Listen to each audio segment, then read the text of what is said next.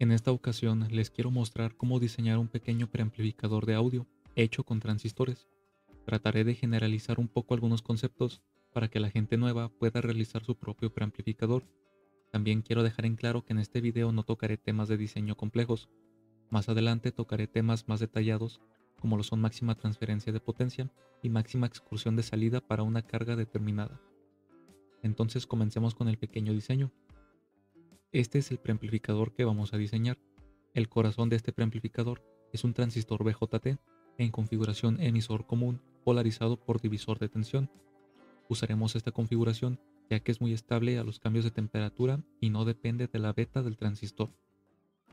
Primeramente, para hacer esto mucho más fácil, hay que proponer una fuente de voltaje que nosotros ya tengamos. En este caso usaré 12 volts. Usaremos un transistor de propósito general, en mi caso un 2N2222. Ahora tenemos que proponer una corriente. Nosotros podemos revisar el datasheet del transistor y checar la curva de relación de beta y corriente de colector. Sin embargo, como mencioné anteriormente, el propósito de este video es que cualquiera pueda realizar este preamplificador en casa, por lo que podemos seleccionar corrientes que van desde los 300 microamperios hasta los 2 miliamperios. Aquí usaré un miliamperio para este ejemplo.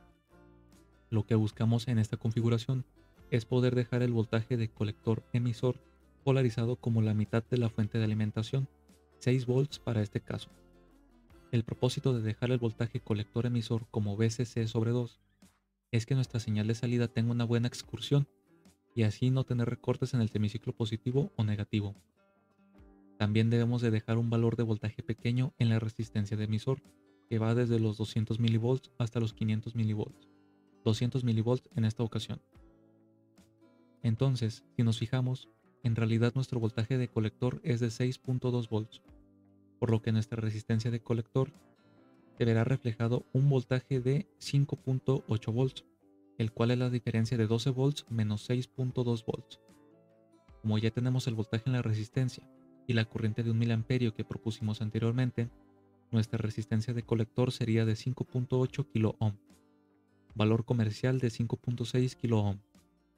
Ahora, para la corriente de base, lo ideal o una manera más adecuada de calcularla es usando el criterio de estabilidad, el cual es el siguiente, y nos dice que la corriente de base es igual a 0.1 veces la beta del transistor multiplicado por la resistencia de emisor.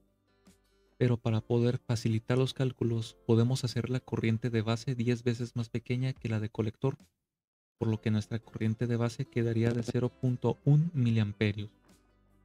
En esta resistencia RB2 se ve reflejado un voltaje de 0.7 volts de la unión base emisor, más los 200 milivolts que propusimos anteriormente, lo cual nos da un voltaje de 0.9 volts. De nuevo, como ya tenemos el voltaje y la corriente que circula por esta malla, la cual denominamos corriente de base, podemos calcular la resistencia, lo cual nos da un valor de 9 kΩ. Ahora, en esta resistencia RB1 cae un voltaje de 12 volts menos 0.9 volts y nos deja una división de 11.1 volt dividido 0.1 miliamperio, resultando una resistencia de 110 kΩ. Con los valores calculados procedemos a realizar una simulación. Primeramente vamos a ver el voltaje de colector, lo cual nos da un voltaje de 6.23 volts y un voltaje colector emisor de 6 volts.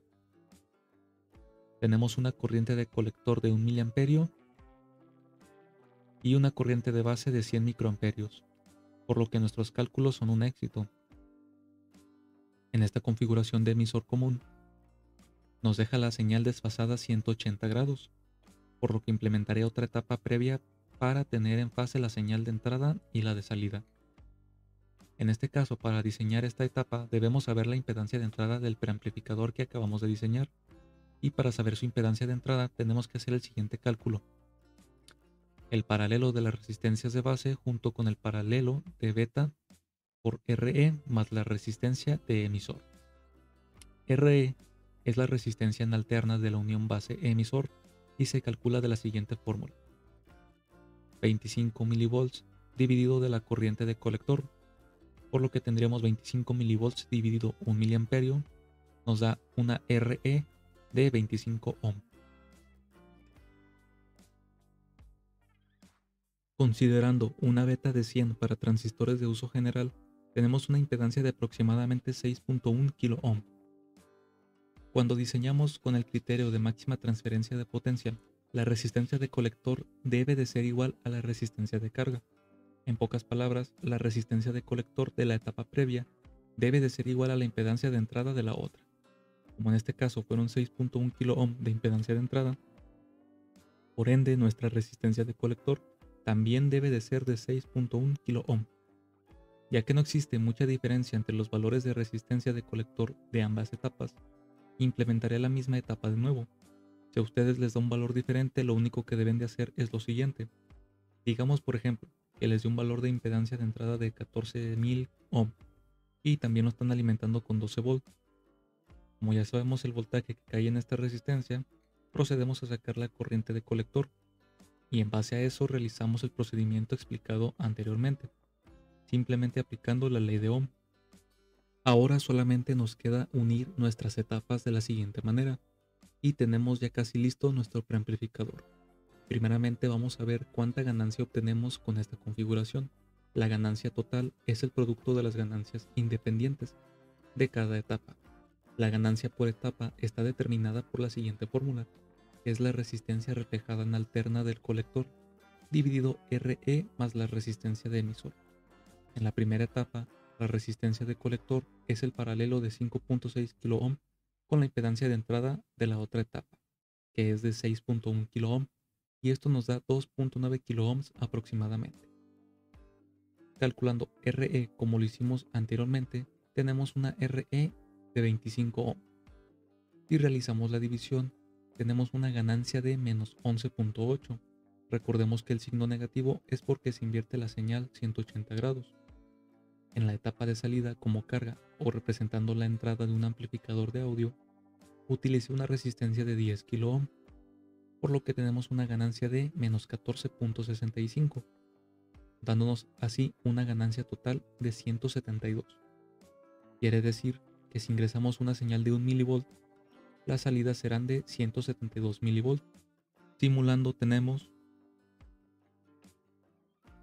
6.3 volts pico a pico de salida y una entrada de 40 mV pico a pico. Esto nos da una ganancia de aproximadamente 158. Ahora vamos a ver qué valor de capacitor podemos poner. El cálculo del capacitor se los mostraré en otro video. Los valores que yo les recomiendo van desde 1 microfaradio hasta 10 microfaradios. Vamos a ver un pequeño análisis en frecuencia de manera rápida, para ver que estos valores de capacitores abarcan el ancho de banda respecto a audio. Voy a realizar la prueba con una etapa. Si simulamos, podemos ver que con capacitores de 10 microfaradios perfectamente tenemos una buena respuesta, incluso para frecuencias menores a 20 Hz. Si utilizamos un valor más pequeño, por ejemplo, un capacitor de 100 picofaradios,